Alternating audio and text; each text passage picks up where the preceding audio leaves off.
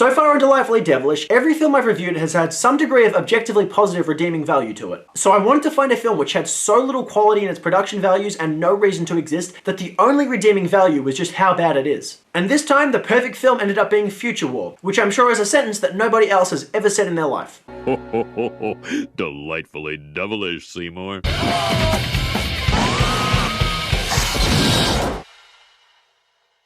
Yes everybody, welcome back to Delightfully Devilish, the show where we discuss films that all at once meet the criteria of being the good, the bad, and the ugly. I'm your host Jukebox Harry, and today we are looking at the best bad science fiction movie ever made. Often enough, if an obscure film has two words in the title and one of them is future, it's going to be a bad movie. You've got that with films like Future Cop, Future World, Future Shock, An Entirely Different Future World. But of all of them, it's hard to think of one with a worse title than Future War. Future War serves as the directorial debut behind award-winning special effects artist and miniature model maker Anthony Dublin, whose works include the 80s version of the film The Blob and Team America: World Police. It's led by Swiss martial artist and actor Daniel Bernhardt, who starred in great films such as Logan and John Wick. And now that I've sold you on the talents behind this film, let's look at what is possibly the worst film I'm ever going to review on this show. And I mean that in the best sense of the word. Future War takes no time before you know it's going to be an objectively bad film. Nameless characters, obviously wearing budget clothing, wander through a poorly lit interior with awkward handheld camera footage. And then there's this 32-second shot of people just crawling down a ladder. We're not even a minute into the film and we already know this is budget bin trash. One of the characters trips on nothing and lets out a constipated cry. Hold on, man, I got you. And the quality of everyone's audio is different. When this girl speaks, all her words are dubbed with narration for some reason. 4 days ago, a fire fell from the sky, and it brought a man. But against all odds, this film takes a very impressive shift here. This film has so many shots of nothing happening aimed to just pad out the running time, but it also has this. The fucking dinosaurs. Although apparently they're not dinosaurs, they're dinosaur-like creatures. But also came a pack of dinosaur-like creatures. What the hell are dinosaur-like creatures? Are they dinosaurs or not? They are incredibly unconvincing and unthreatening animatronic dinosaurs which happen to be living in the basement of this building. This could have been just a bad low-budget action film with a bunch of characters wandering around with guns. But it made the decision to have something that would separate itself from every other Z-grade action film on the video circuit. It's dinosaurs. This movie was actually shot just 1 year after Jurassic Park had came out, so clearly it was meant to be just another shameless dinosaur cash-in. But if that's the case, then why did they call it Future War? I mean, Dino War, Cretaceous Combat, Jurassic Spark, you know, something that's not overly vague. Whatever. As the credits start to roll, we see two things: weak visual effects of the quality I can make using clip art and Sony Vegas editing, and a series of shots on the spaceship which are all ridiculous close-ups to hide just how little of the sets have actually been built. And this guy falling over. This is the one shot in the film we get that gives us a futuristic feeling, because right after this we go back to the affordable locations of planet Earth. And if you didn't already know this is going to be a bad film, this actor is in it. Robert Z'Dar, the chin from Maniac Cop and Tango and Cash, and Samurai Cop, which is considered one of the best worst movies ever made. This man is a cultural icon for appearing in so many good bad films. And that's one way you know you're in for a good time with Future War. And then the title cards come up.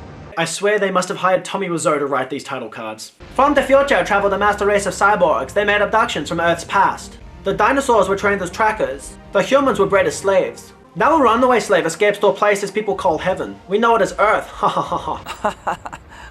What a story, Mark. You know, considering that in The Room, every time one character was meant to use the word fiancé and Tommy Wiseau had them say future wife instead, I could easily believe he was one of the writers on this film. Also, that W should be in caps. Come on guys, did no one on the set of this film pass second grade English? So based on these title cards, let me try to put together what's going on. Cyborgs from the future traveled back in time to Earth's past to collect humans to use as slaves. And then they traveled further back in time to collect dinosaurs to use as trackers. So in this future, we haven't mastered building cyborgs who are capable of tracking people. So we instead went back in time to kidnap dinosaurs and literally train them to do it. It's amazing just how much disbelief this film wants you to suspend before the story is even started. So now we cut back to 4 days earlier and get introduced to the hero who has escaped to Earth and is now on the run.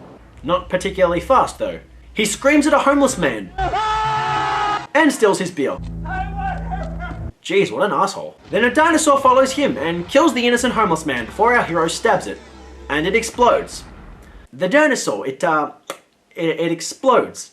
I don't remember seeing any dinosaurs exploding in Jurassic Park, but I don't know, maybe Steven Spielberg was going for scientific accuracy on that one. A couple of guys are seen lifting supposedly heavy boxes as we get our first look at the lazily made up villain slowly pursuing the bad guy. A fight ensues, and suddenly you can begin to understand why Daniel Bernhardt was cast in this role. He actually has some decent martial arts moves, and the film shows that off, even with the lazy cinematography and weak editing. Obviously, the casting director was just like, find me a Jean-Claude Van Damme lookalike that's willing to work for scale.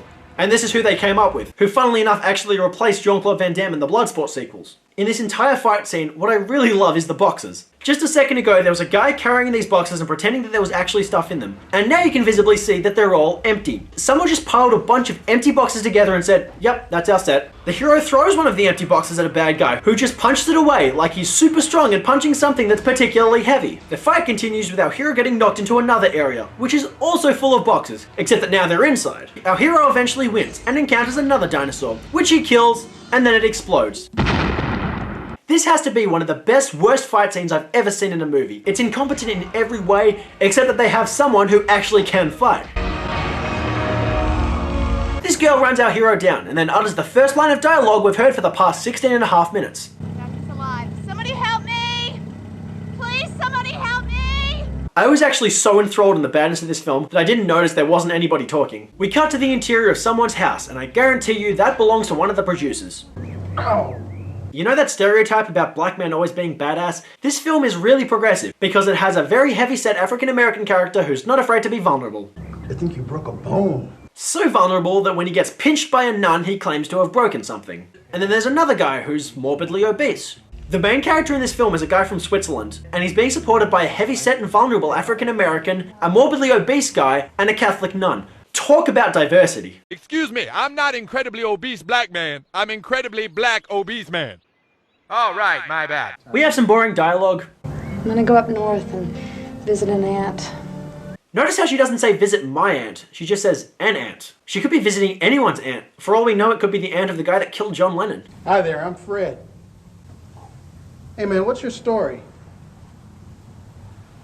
Why would you try to shake this guy's hand when it's covered in egg grease? Any other time would have been more appropriate. The nun tries to walk away, so our hero does his impression of Chris Brown, and then the nun tries to explain language to him. Apparently our hero can't talk. All he can do is groan, smash, eat hot chip, and lie. And then we get another dinosaur attack. Oh boy, oh boy, oh boy!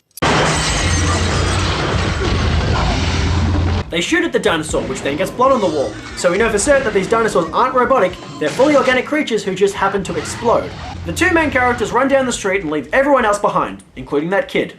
Those are some pretty thoughtless heroes you've got there. You are a penguin? And suddenly our hero can talk, apparently. How is it you know English today when you didn't know English yesterday? It was hard for me to understand him.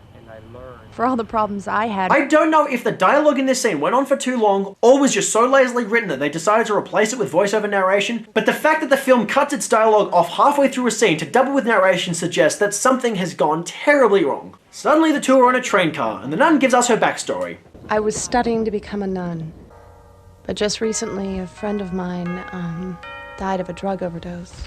Even when dubbing her audio with narration, she still said the word for some reason. Did she not rehearse her lines? Did the filmmakers not see it fit to edit that out? Or did they just leave it in there because saying is such a human thing that it makes the dialogue seem more realistic? Yeah, that's it. Let's put realism in a story about cyborgs and exploding dinosaurs from the future. To add to the diversity, we have an Asian nun. How come I wasn't taken?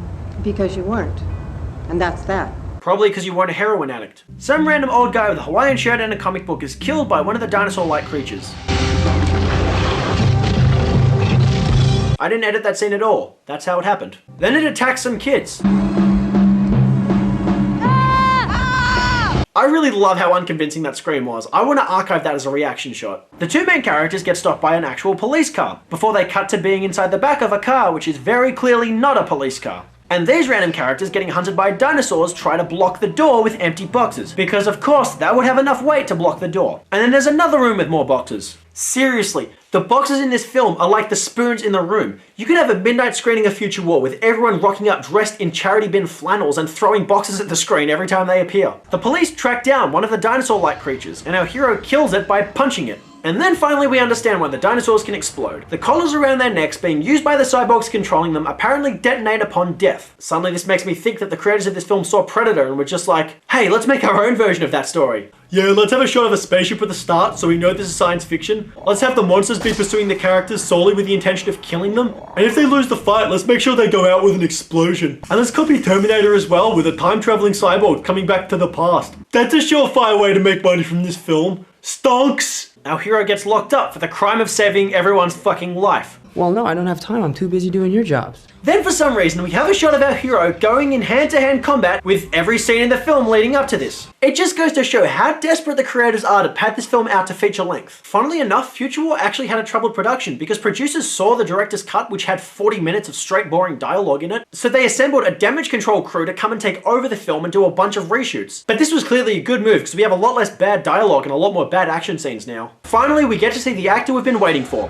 Robert Z'Dar comes in. Just like in Maniac Cop, once again he's playing a speechless character killing everyone in sight. Only this time his kills are better and worse than Maniac Cop. They're a lot less convincing, but a whole lot more entertaining. I mean, in this shot, he finishes aiming after the explosion he was supposed to have caused has already gone off. It's priceless. Our hero fights another dinosaur-like creature and discovers its mortal weakness, getting hit in the face by a metal rod. This guy needs to be cast in Jurassic World 3. I would love to see him fighting state-of-the-art CGI dinosaurs in hand-to-hand combat. Either that, or I want Jurassic World 3 to be a prequel to Future War, where the dinosaurs eventually unite with cyborgs and then travel back in time to hunt this guy in the 1990s. After a short fight, our hero defeats Robert Z'Dar, and the dinosaur falls on him. Boom. Our heroes and some new randoms have a discussion before they go searching through the only locations that Future War could get away with filming in, which mostly appears to be nature reserves and an underpass. And then we get the greatest bad car chase scene in movie history. A collection of shots displaying the characters in the back of a ute pretending to be on the run from a visibly small animatronic dinosaur shot using forced perspective, which we never see running. And the only thing that can stop it is a basic wire fence. Then we get a montage of characters talking with actually no dialogue whatsoever.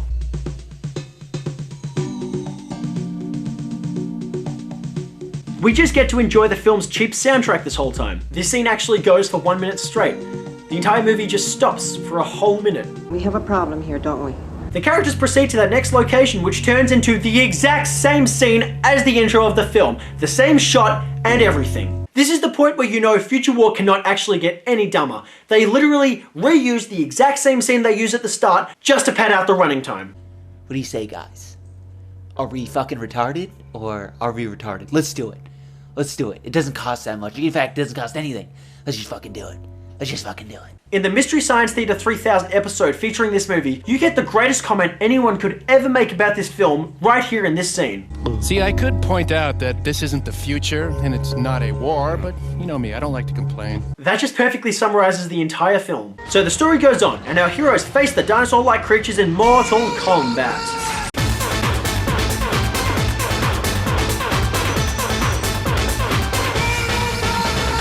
Robert Z'Dar survived the explosion from earlier and comes back for a final face-off. But he loses again. Oh yeah, the whole time this is happening, there's a ticking clock, which keeps changing its ticking speed and concludes with an explosion. But this isn't the end, because the nun goes back to join her church again, and it turns out this kid is still alive. And midway through her committing to an organization of child molestation, Robert Z'Dar comes back again. Why won't you die? He has another fight with our hero. The hero wins, or so we think. I don't know if Robert Z'Dar's character actually dies in this scene, because he survived every other explosion, and we also saw in the end of Maniac Cop 2 that he can survive being brutally burned alive. Apparently this entire scene is an alternate ending that was put in during reshoots. The lead female was supposed to abandon the church and then go off and become a cyborg hunter like Sarah Connor. But one of the producers behind this film considered this to be offensive to the church, so he demanded they change it. So that paved way for another fight scene with Robert Z'Dar. So good on him, because honestly, that's what we wanted. The story concludes with our hero going on to become a counselor for runaway kids. The end. So, is Future War a good film? Hell yes it is. This is a great film. Future War is so artistic in its badness that it's never boring. I have seen a lot of forgettable action films before that are plagued by a reliance on bad dialogue and generic action scenes, aka every single Steven Seagal film that is not Under Siege. But in Future War, everything is so absurd and incompetent that it's always entertaining. The plot makes no sense, the script and acting is terrible, the production values are just awful, and the production designer decided to use boxes instead of actual set decoration. Boxes which the characters can't decide are either full or empty. That one in particular is the pinnacle of this film's shortcomings. The boxes just complement the film's use of cheap locations, but obviously the real standout of the film is the dinosaur-like creatures. You really have to wonder what the producers of this film were thinking when they put the movie together. Did they have a loose plot outline that they just tacked dinosaurs onto because they could? Or did someone with animatronic dinosaurs just go to the producers one day and say, hey, I've got these, let's make a film with it? Honestly, I lean more towards the latter because it wouldn't be the first time this has happened. In 1994, filmmaker Stuart Raffle, who directed Mac and Me, yes, the film with this infamous scene in it,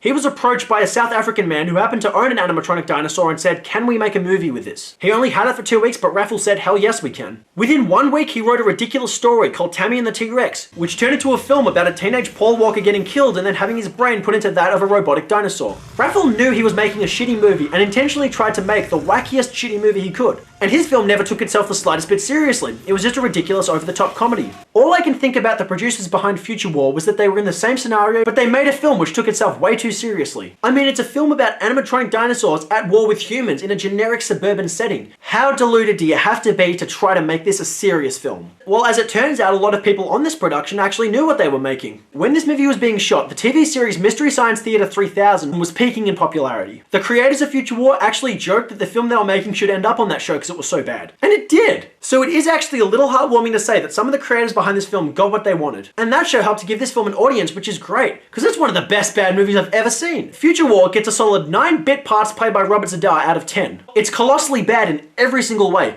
but the kind of bad which is almost never boring. Future War is a thinking person's movie, because it's going to keep you so engaged and always thinking, how the hell did the film turn out like this? But don't take my word for it. Here's a random guy from Michigan State who's been visiting me, and I forced him to watch the film. It was absolute hot garbage.